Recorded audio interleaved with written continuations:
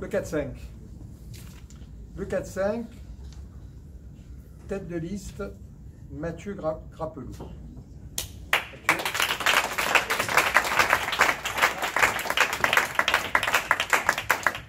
Alors, Mathieu Grappelou, tout le monde le connaît. Hein.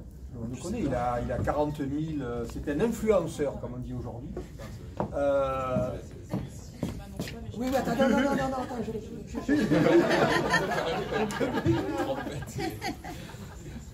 Pourtant, c'était scénarisé. Hein.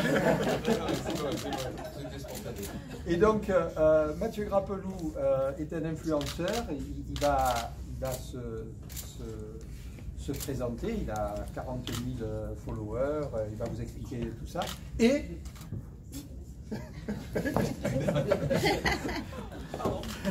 Bon, inutile de vous présenter notre député qui va aussi nous accompagner. Je la remercie. Je remercie Cathy.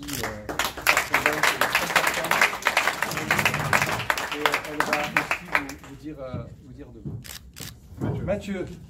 Alors, je voudrais commencer par remercier Yvan et son équipe de me faire confiance pour le 4-5. Honnêtement, c'est un immense honneur.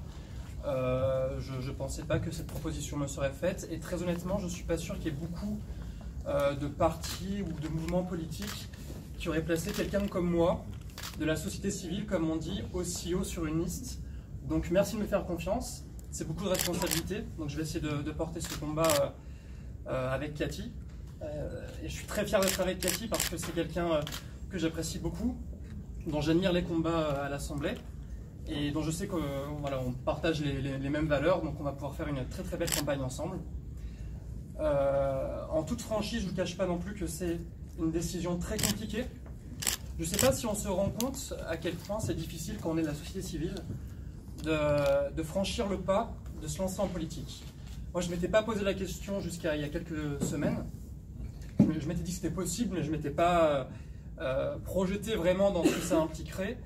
Et là, je suis face au gouffre dans lequel je suis en train de sauter. Je ne sais pas ce qui va se passer après.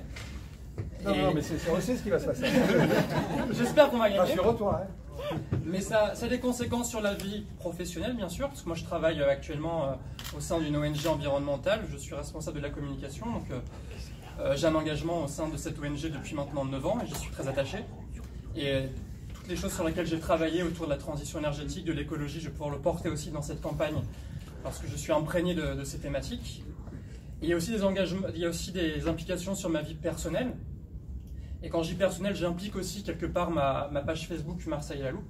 Je ne sais pas si beaucoup d'entre vous la connaissent ou l'ont suivi, mais c'est un projet que j'ai porté maintenant depuis 2012.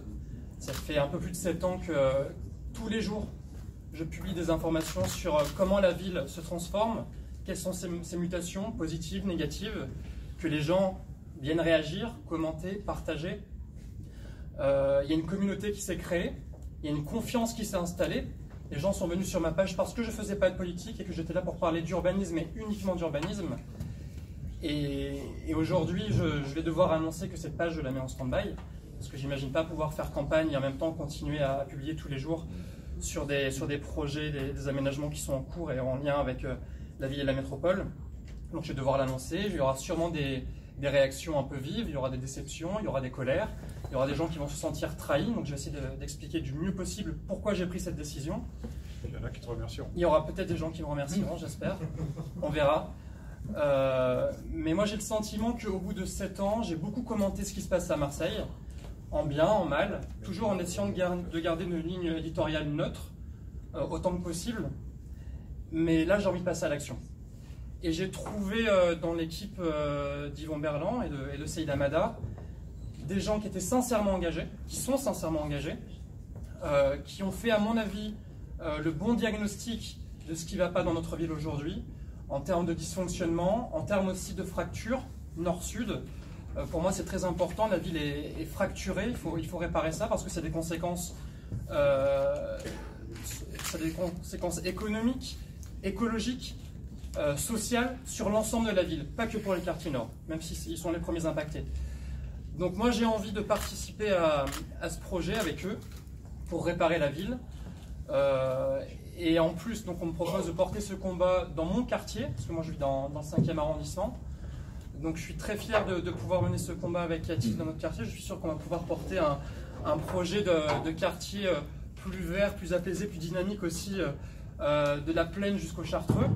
Donc j'ai hâte de vous dévoiler un petit peu nos idées dans les prochaines semaines. Et voilà, donc c'est un saut dans le vide comme je disais. Mais je pense que c'était le bon moment pour moi pour...